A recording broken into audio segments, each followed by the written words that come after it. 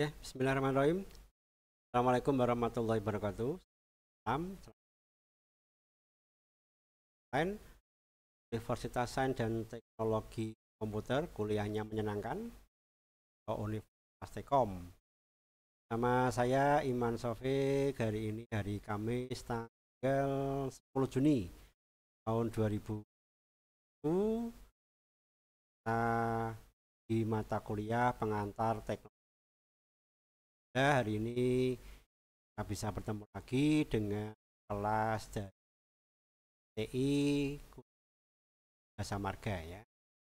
Salam semuanya, selamat bergabung. Terima kasih sudah di perkuliahan ini. Hari ini kita akan melanjutkan pembahasan kita, yaitu mengenai device atau peralatan ini. Dan saya yakin kita sebagai pengguna milenial ya, sama Anda tentunya sudah tidak asing lagi atau sudah banyak perlengkapan atau input device yang kita manfaatkan sehari-hari. Contoh paling mudah tentu saja adalah penggunaan keyboard, mulai keyboard yang fisik sampai keyboard virtual. Anda tinggal pencet-pencet atau bahkan sekarang sudah pakai hologram dan sebagainya, atau mungkin menggunakan mouse, printer dan sebagainya. Printer output ya, mouse tadi, scanner. Nah, ini bagian-bagian dari input. Tapi akan kita bahas lebih lanjut kira-kira apa saja yang teknologi yang ada di dalamnya dan barangkali pemanfaatannya secara maksimal. Oke, kita masuk ke slide yang ya. Jadi yang namanya input device atau perlengkapan input ini berfungsi sebagai media untuk memasukkan data dari luar sistem ke memori komputer atau juga bisa ke prosesor. Fungsinya untuk apa? Untuk diolah dan nantinya bisa menghasilkan informasi yang diperlukan. Jadi ada input yang sifatnya ke memori, ada juga input yang nanti larinya ke prosesor. Kalau yang ke memori adalah di mana Anda input data, misalnya yang ngisi nama. Ini butuh sebuah alat di mana Anda bisa menginputkan nama yang Anda masukkan tadi. Nah, Iman Sofik, nah, ini perlu sebuah alat, misalnya keyboard.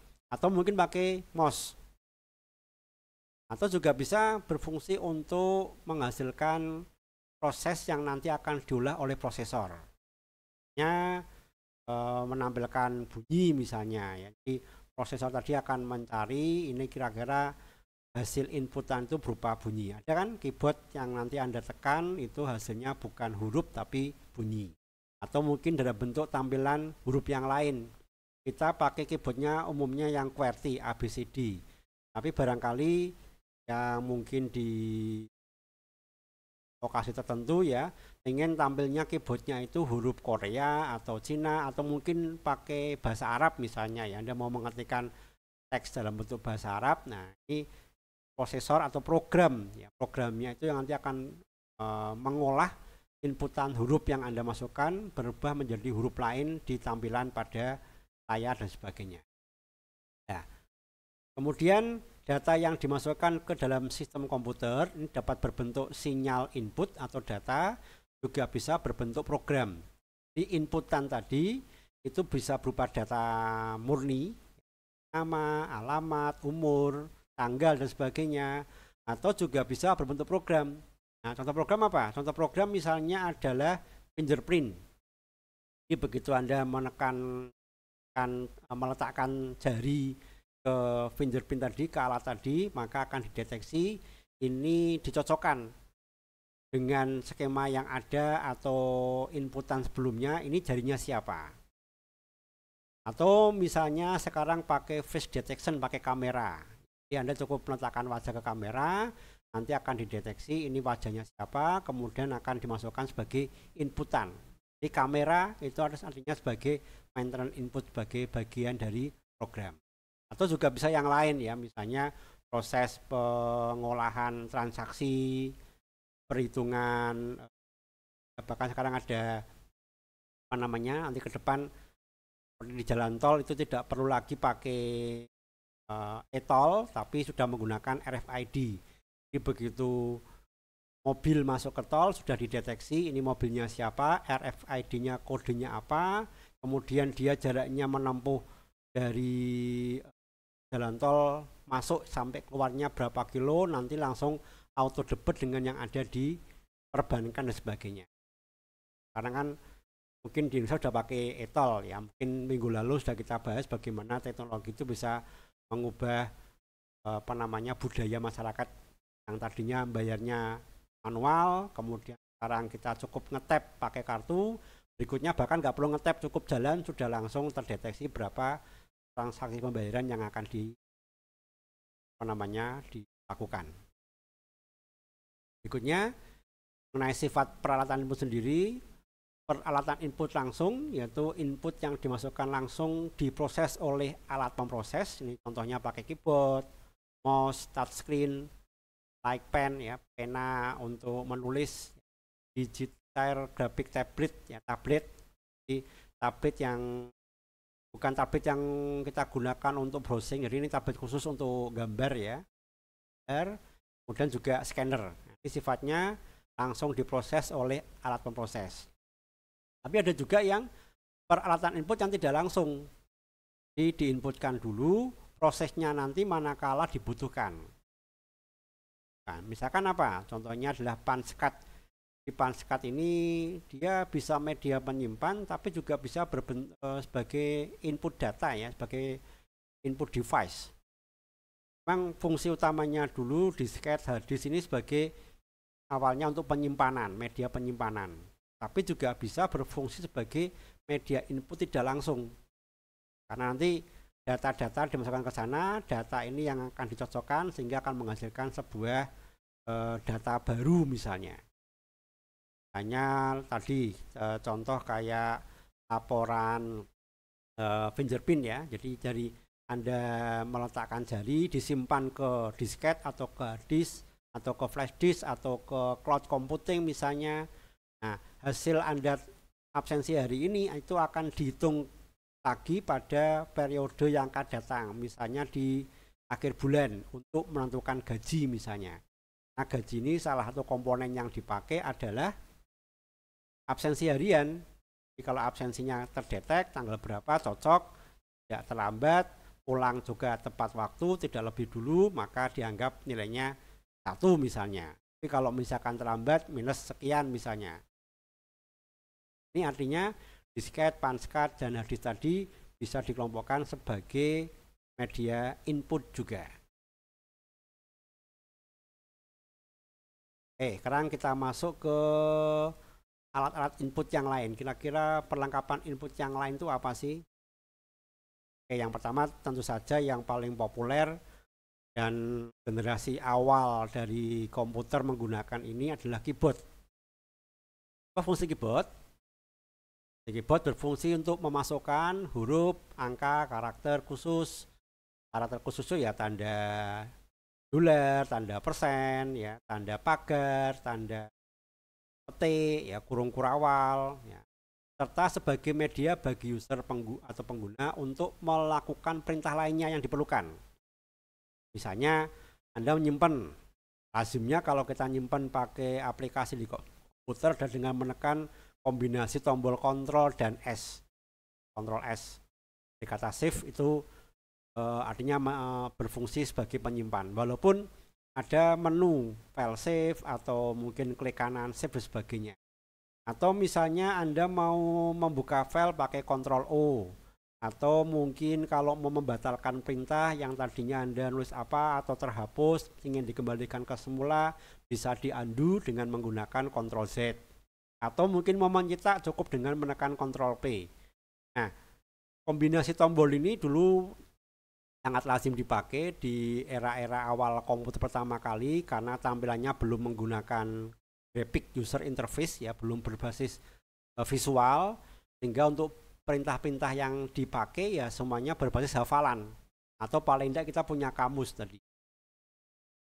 Dulu sebelum ada Word pakai WordStar, maka kalau misalnya mau menebalkan huruf yang nanti dicetak ke kertas menggunakan perintah Ctrl PB, atau mau miring Ctrl PY, ya. Mau memberikan jarak spasi harus pakai titik LM dan sebagainya. Nah, ini dulu perintah-perintah yang lazim dipakai atau umum dipakai pada waktu generasi-generasi komputer tahun 90-an, awal-awal tahun 90-an. Nah, kemudian setelah eranya Windows, tampilannya berganti menjadi visual, ya sudah digantikan dengan simbol-simbol. Ya, misalnya kalau nyimpen ada simbol gambar disket. Kalau misalnya mau membatalkan tadi yang undo ada gambar anak panah miring ke kiri atau ke kanan kalau redo dan sebagainya. Mau nyetak ada gambar kayak printer. Jadi orang tahu ya, oh ini fungsinya untuk nyetak. Karena menghafalkan juga karena semakin banyak software, banyak aplikasi, proses menghafalkan pun juga susah ya. Butuh memori yang cukup tinggi itu. Ya, oke. Nah, keyboard sendiri, keyboard komputer ini berasal dari ide yang ada pada mesin ketik. Jadi sebelum ini kan lazim orang itu menggunakan mesin ketik kalau ingin membuat dokumen, ya, surat dan sebagainya.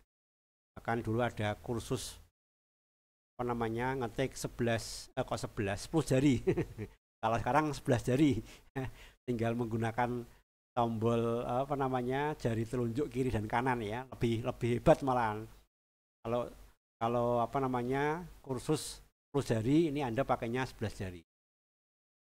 Tapi sekarang sepertinya kursus-kursus mengetik atau bahkan kursus komputer sudah mulai jarang karena dari mulai SD bahkan TK sudah diperkenalkan dengan yang namanya komputer, termasuk keyboard dan sebagainya. Nah, perlu diketahui bahwa keyboard dari mesin ketik ini dipatenkan oleh seorang yang bernama Christopher Latham Solz. Nama kedua rekannya pada tahun 1868, cukup lama ya. Nah, kemudian mulai dipatenkan sebagai keyboard bernama QWERTY karena susunan huruf yang paling atas hurufnya itu IWERTY, maka disebut QWERTY tahun 73. Ya, lazim kemudian orang menyebutnya dengan keyboard QWERTY. Nah, keyboard QWERTY inilah yang digunakan sebagai standar ISO. Itu International Standard Organization. Jadi sebuah lembaga yang memberikan standarisasi secara internasional pada perangkat maupun produk, ya. Produk itu tidak harus berupa produk yang fisik, tapi juga produk yang non fisik seperti dokumen dan sebagainya, itu distandarisasi oleh ISO di tahun 73. Ini keyboard QWERTY yang punya dipakai. Di sana ada typewriter, ada huruf, ya, tombol huruf, kemudian ada numeric key, tombol angka. Kalau kita pakai keyboard yang di komputer, biasanya angka itu ada di dua tempat, ada di baris paling atas deretan sebelah kiri dan juga ada di kelompok keyboard sebelah kanan. Nah, kalau yang sering digunakan untuk transaksi penjualan, maka lebih enak pakai tombol yang di kanan karena posisinya persis seperti yang ada di kalkulator. Selain huruf dan angka, juga ada function key yang diawali oleh huruf F. Umumnya ada 10 atau ada 12. Untuk keyboard-keyboard yang awal tahun 90-an itu bahkan cuma ada 8. F1 sampai F8. Tapi perkembangan keyboard berikutnya umumnya pakai 12 tombol fungsi. F1, F2, ya misalnya saja F1 itu biasanya untuk help. Jadi kalau Anda ingin minta bantuan pada komputer mengenai fungsi ataupun menu tertentu, ini untuk apa? Tekan saja tombol F1, nanti akan muncul semacam help desktop gitu ya, desk help-nya, di mana kita bisa mengetikkan apa yang ingin kita ketahui di situ. Di Word, Excel, PowerPoint juga ada. Kemudian ada juga tombol escape yang biasanya untuk membatalkan, ya, deretan tombol function ini. Kemudian apa lagi ya? F10 ini sering juga dipakai dulu untuk menyimpan biasanya, save ya, lain Ctrl S tadi. Nah sekarang kalau di Word jarang, pakainya biasanya ya kombinasi tombol Ctrl dan S. Kemudian juga ada special function key. Special function key itu diantaranya ada tombol backspace, tombol insert, tombol delete, tombol scroll lock ya, tombol print screen, wake up, bahkan ada tombol power, tombol play ya. Di kalau keyboardnya multimedia itu biasanya dilengkapi dengan fungsi untuk menjalankan speaker, mematikan dan sebagainya. Nah ini kira-kira ada sekitar 101 yang keyboard standar ya, ada yang jumlahnya lebih, ada yang bahkan mungkin untuk yang di laptop itu atau di notebook tombol angka yang di sebelah kanan biasanya dihilangkan, jadi hanya menggunakan tombol yang utama yang ada di tengah ini. Ini struktur keyboard yang biasanya sering digunakan, umumnya dipakai. Tapi apakah ini satu-satunya? Tidak ya. Kita ada jenis keyboard yang lain yang mungkin bagi kita jadi aneh dan asing karena memang jarang dipakai ya. Dan ini dipakai hanya untuk lingkup dan negara tertentu. Hanya ini ada keyboard Dvorak yang huruf vokalnya itu dikumpulkan jadi satu ini, A, O, E, U, I. Jadi dihitung berdasarkan banyaknya seringnya dipakai ya. A itu paling banyak maka diletakkan di paling kiri, berikutnya menyusul O, kemudian tombol yang lainnya mengikuti. Yang angka dan sebagainya hampir sama, cuma susunannya bukan QWERTY. Kemudian juga ada keyboard yang namanya Paline type. Ini bentuknya aneh kayak apa ya? Asing lah pokoknya ya. Ini sama, jadi huruf vokalnya dijadikan satu tapi posisinya di tengah. A, I, O, I. Jadi kalau ini I-nya yang paling banyak. Kemudian juga ada clock band. Nah, clock and back. Konon katanya ini sebenarnya QWERTY ya, cuma dipisah. Jadi ada sisi kiri sama sisi kanan berdasarkan penggunaan tangan kiri dan tangan kanan. Konon katanya, saya belum pernah menggunakan ya, tapi kalau dari referensi yang pernah saya baca, tombol ini lebih efektif ketimbang yang pakai QWERTY standar, yang pakai tadi. Di bagi yang penulis, editor dan sebagainya itu disarankan menggunakan keyboard clock and back ini. Nah, sepertinya di Indonesia jarang ya, ini import biasanya. Ya, ada juga keyboard alfabetik. Ini diurutkan berdasarkan alfabet A, B, C, D. Nah, ini biasanya dipakai untuk kalangan anak-anak untuk menghafalkan susunan dan bentuk huruf. Nah, B, C, D. Kalau orang dewasa pakai ini malah kesulitan ya, karena terbiasa pakai yang 11 jari. Nah, ini jenis keyboard yang umumnya dipakai. Kemudian di beberapa tempat kayak kasir seringkali hanya tombol angka saja yang digunakan. Di tombol huruf yang dipakai. Nah, untuk memasukkan angka nanti pakai barcode atau pakai Biasa kalau ada pertanyaan bisa langsung di kolom live chat, baik di kolom live chat yang ada di Akad maupun yang ada di YouTube ini atau di komen YouTube. Ya, berikutnya adalah mouse. Ini mouse ini sebenarnya gantinya keyboard ya. Jadi kalau keyboard tuh ke kanan ke kiri agak ya, butuh waktu lah, jeda waktu. Tapi kalau kita menggunakan mouse ini prosesnya lebih cepat ya, untuk memindahkan posisi pointer atau posisi kursor dengan cepat. Bisa miring, bisa ke atas, ke bawah, kiri kanan ya. Jadi kalau pakai keyboard kan hanya bisa ke kanan kiri, atas bawah, tidak bisa secara diagonal begitu. Nah, umumnya mouse ini terdiri dari 3 tombol. Ya, 2 tombol yang dipakai, yaitu tombol kiri dan tombol kanan. Sedangkan yang tombol di tengah itu sebagai tombol penggulung. Jadi kalau Anda ingin lebih cepat untuk menuju ke dokumen atau halaman tertentu, manakala membuka sebuah dokumen yang berisi bacaan, maka penggunaan scroll ini bisa sangat membantu. Nah, kalau kita menggunakan dulu ada penggulung yang posisinya di kanan dan di atas. Jadi kalau Anda mau menggulung ke atas ke bawah, menaikkan atau menggeser dengan tekan tahan ya.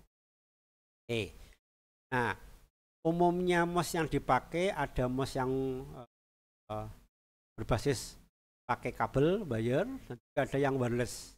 Kalau wireless ini tanpa kabel, ada yang menggunakan model Bluetooth, ada yang menggunakan model pakai WiFi. Kalau yang mungkin sekarang di rumah Anda punya smart TV yang dilengkapi dengan keyboard kecil dan juga ada mouse-nya.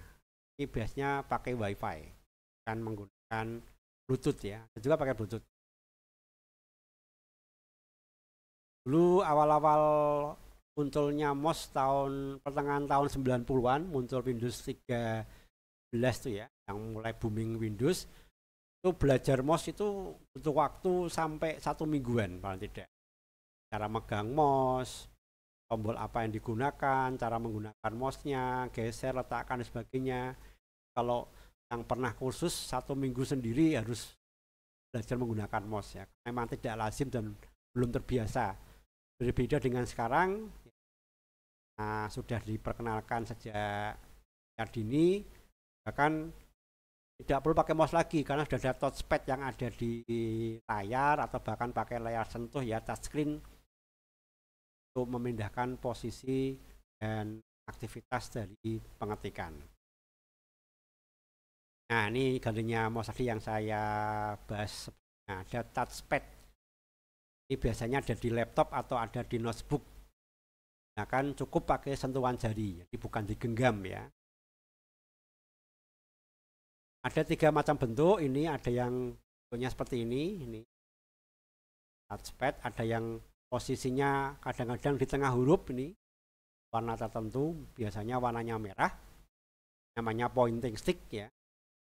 Dan juga ada trackball, jadi bentuknya melingkar ya, jadi kayak ada kelereng begitu, jadi kita putar-putar pakai ujung jari di sini untuk meletakkan atau menggeser posisi mouse-nya. Kan berupa layar bidang datar begitu. Gerakan tangan kita ke kanan kiri atas, gerakan kursor, dan di depan atau di bagian bawah ada pengganti untuk tombol kiri dan kanan. Ya, kalau ini fungsinya hanya untuk geser aja ya. Bisa menggunakan touchpad tadi atau juga menggunakan tombol tertentu pada keyboard. Ini di laptop.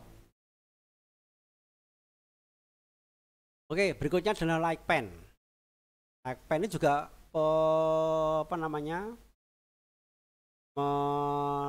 menentukan posisi dari kursor, tetapi bentuknya adalah pena atau macam pensil. Mungkin agak berbeda dengan kalau sekarang di tablet itu kan ada stylus ya, ini agak beda. Kalau ini berbasis cahaya, jadi selalu ada kabel yang nanti terhubung dengan komputernya. sebenarnya. Ini dulu digunakan untuk menggambar, walaupun sekarang sudah bermigrasi dalam bentuk stylus tadi. Jadi lebih lebih nyaman ya. Kalau ini biasanya berbasis bit, pixel. Dan hanya untuk warna tertentu biasa. Awalnya gunakan untuk mendesain gambar yang langsung ke monitor. Sebelum ini juga ada alat kayak tablet gitu untuk gambar bagi teman-teman yang bergerak di bidang desain karena sudah terbiasa pakai pena, pakai pensil, kemudian harus migrasi gambar menggunakan mouse itu agak kesulitan. Maka dibikinkan sebuah tablet ya untuk pakai aplikasi Corel atau Photoshop perhalus gambar. Kemudian ada joystick dan game paddle, main game. Sekarang apa PS5 ya yang keren ya. Ini untuk permainan game di komputer, bentuknya joystick itu tongkat, bahkan ada juga yang bentuknya kayak setir. Ya, kalau yang gamenya berbentuk balap misalnya dimanfaatkan seolah-olah kita kayak nyetir dan ya, kalau game paddle ini bentuknya kotak, ya tombol persegi dan tombol lingkaran, tombol segitiga, akan objek, ada fungsi select, fungsi reset, ya power dan sebagainya, ada tombol peralatan yang namanya game paddle. Apalagi yang baru, joystick dan game paddle. Ini bentuknya aja ya, yang bervariasi, ada yang berwarna. Ada istilahnya Nintendo, ada Sega, ada PS, dari PS1, PS2 sampai sekarang ada PS5. Jadi yang sudah langsung bisa online, bisa ada disknya, tidak lagi mengandalkan hanya pakai DVD atau CD. Nah, berikutnya adalah barcode. Ini barcode walaupun gambar, tapi ini juga fungsinya sebagai input ya. Nah, bentuknya sebuah kode yang berupa kotak atau garis-garis tipis vertikal. Yang kemudian kalau diterjemahkan nanti berbentuk angka. Nah, ini biasanya banyak dipakai di dalam transaksi penjualan atau untuk memberikan kode pada suatu barang. Untuk bisa membaca barcode ini dibutuhkan yang namanya barcode scanner. Ada yang seperti pistol ya, data begitu, ada juga yang bentuknya hanya box kotak biasa, kemudian nanti barcode-nya itu kita letakkan di depan kaca atau cahaya. Jadi dia berbahaya untuk menangkap garis-garis yang muncul di sini. Nah, garis-garis ini akan diterjemahkan seperti angka yang ada di bawahnya, kemudian akan dibaca ini barangnya apa, mungkin expired date-nya, ya mungkin produksinya dari supplier mana dan sebagainya. Dari barcode ini kita bisa menampilkan banyak informasi sebenarnya. Ini butuh kertas, butuh alat untuk membacanya ya. Teknologi yang sekarang sudah berubah menjadi QR code. QR code. Jadi kalau barcode tadi hanya satu dimensi, ini dimensi berupa garis-garis. Kalau vertikal aja ya. Kalau QR code ini dia bisa garis horizontal, bisa juga garis vertikal. Ya, akan banyak informasi yang bisa dimasukkan di sini. Makanya namanya QR code. QR itu dari kata quick response, di kode respon cepat. Kode respon cepat yang merupakan bentuk evolusi dari barcode yang satu dimensi tadi. Nah, kalau barcode tadi membutuhkan alat, namanya barcode scanner, ya, ada sinarnya, ada cahayanya, umumnya warnanya biasanya kalau nggak merah ya hijau. Kalau QR code ini cukup menggunakan kamera. Karena kamera ini sekarang banyak diletakkan di smartphone, nah sehingga orang tidak perlu lagi membeli barcode scanner untuk bisa membaca. Cukup meletakkan atau memindai atau men-scan gambar ini menggunakan kamera yang Anda miliki, maka akan terbaca informasi yang ada di dalamnya.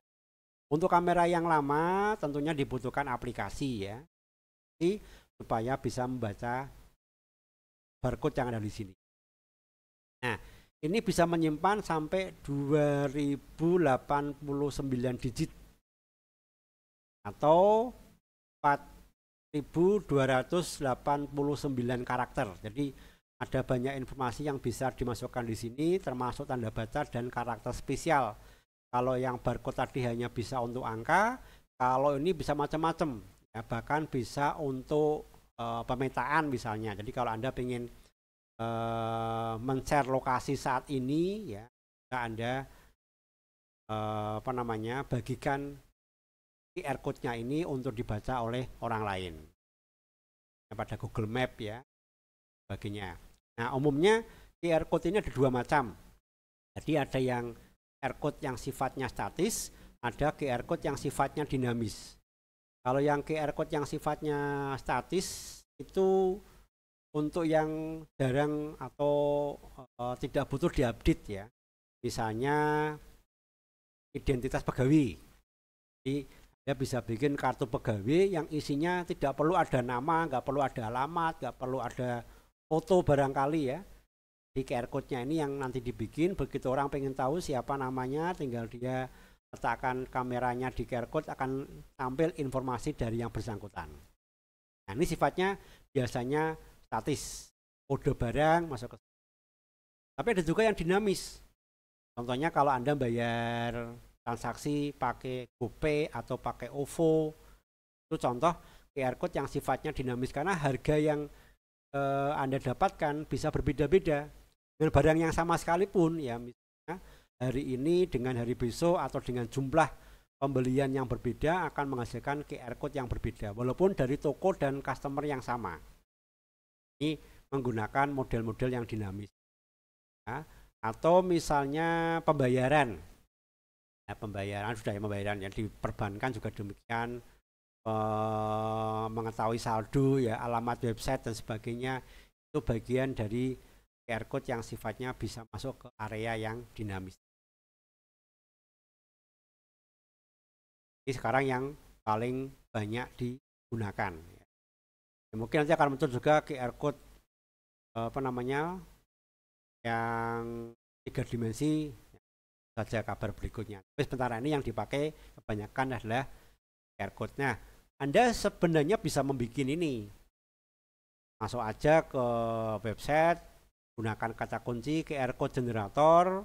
Anda bisa memasukkan informasi di sana. Misalkan kayak sekarang ini misalnya ya, orang untuk minta tanda tangan tidak perlu harus ya tanda tangan contohnya tidak perlu harus ke yang bersangkutan, karena kalau bersangkutan pinjam pulpen bisa menularkan dan sebagainya, atau harus jaga jarak. Nah, ini bisa sambil berkirim informasi dalam bentuk QR code sebagai gantinya tanda tangan digital. Jadi tanda tangan digital itu tidak berarti di tanda tangan biasa pakai kertas kemudian di scan ya, kemudian difoto dikirimkan, tapi juga bisa dalam bentuk QR code. Jadi keabsahannya pada waktu diklik akan muncul, oh ini tanda tangannya benar apa tidak. Oke, berikutnya adalah scanner. Ini fungsinya untuk menyalin atau mengcopy gambar ya dari kertas menjadi bentuk digital. Jadi kalau yang sekarang digitalisasi ya, untuk berkas-berkas atau dokumen-dokumen yang lama seperti ijazah dan sebagainya barangkali akan semakin menumpuk, semakin banyak. Ini perlu digitalisasi, salah satunya dengan memanfaatkan scanner. Ada scanner yang sifatnya flatbed, jadi seperti ini, ada kayak fotokopi gitu dibuka. Dan ada juga yang portable yang bisa dibawa kemana-mana, dan sifatnya lebih kecil. Jadi yang ada yang kayak roller ya, jadi tinggal masukkan dia akan menggulung. Ya, ini sifatnya seperti misalnya fotokopi. Selain scanner untuk gambar, terdapat juga scanner yang biasanya untuk lembar jawaban komputer, LJK ya. Kalau yang Dulu zaman saya itu ada Eptanas yang harus ngorek-ngorek pakai pensil itu, ingat ya, dol-dolnya direngi pakai pensil 2B. Nah, itu nanti di scan lembar jawaban Anda. Scan, nah komputer lah yang nanti akan memeriksa ya. Pada jawaban nomor 1 C, oh ternyata kok yang diorek-orek B, disalahkan. Poinnya berapa? Jadi poinnya bisa langsung keluar. Nah, tapi sekarang paperless ya, semuanya tidak lagi pakai kertas, tapi LJK benar-benar pakai digital ya. Google Form, pakai CBT ya, computer based testing dan sebagainya. Digital mark reader ini juga ada, jadi kita bisa membaca isinya atau menyalin isinya seolah-olah kayak copy paste teks yang ada di dalamnya dengan menggunakan scanner yang ada di MR-nya. Dia harus punya fungsi OCR ya. Jadi walaupun nanti umumnya dia menghasilkan gambar, tapi pada waktu dipindahkan ke komputer, huruf yang ada di dalamnya bisa kita edit. Jadi biasanya kalau dokumen-dokumen di masa lalu yang memang perlu diedit atau dibukukan kembali dan sebagainya, kita menggunakan scanner yang memang mempunyai fungsi DMR. Ya, berikutnya kamera digital di tren, walaupun sekarang mungkin jarang dipakai karena sudah diambil alih oleh smartphone ya. Dalamnya sudah memanfaatkan kamera digital juga. Ketajaman ditentukan oleh pixel, semakin besar pixel yang ada pada kamera, maka gambar yang dihasilkan pun kualitasnya akan semakin bagus dan tajam, tidak ngeblur begitu. Apalagi kalau nanti akan dicetak. Kemudian juga ada mikrofon dan headphone untuk menghasilkan suara. Ya. Contohnya apa? Inputnya untuk pakai headphone atau mikrofon. Hello Google. Nah, Anda buka Google, kemudian diklik atau ditekan gambar mikrofon tadi, tinggal ngomong, jadi nggak perlu ngetik ya. Google akan mencarikan apa yang Anda inginkan. Ini bagian dari fungsi yang ada pada input mikrofon. Merekam atau memasukkan suara yang akan disimpan dalam memori komputer dan atau untuk mendengarkan suara. Untuk perekaman kayak gini, sekarang saya menggunakan mikrofon ini untuk merekam aktivitas perkuliahan yang saya sampaikan hari ini. Graphic pad, nah, yang saya ceritakan tadi di awal, jadi kalau yang tadi pena tadi ya, touchpen tadi harus langsung dimonitor. Kalau yang graphic pad ini dia punya media kayak tablet gitu, tapi nggak punya gambar ya, nggak punya visual, hanya kotak biasa kosong gitu, yang mainan anak-anak yang kayak di papan tulis. Jadi hasil gambar yang Anda coretkan di sini itu akan tampil di layar nantinya.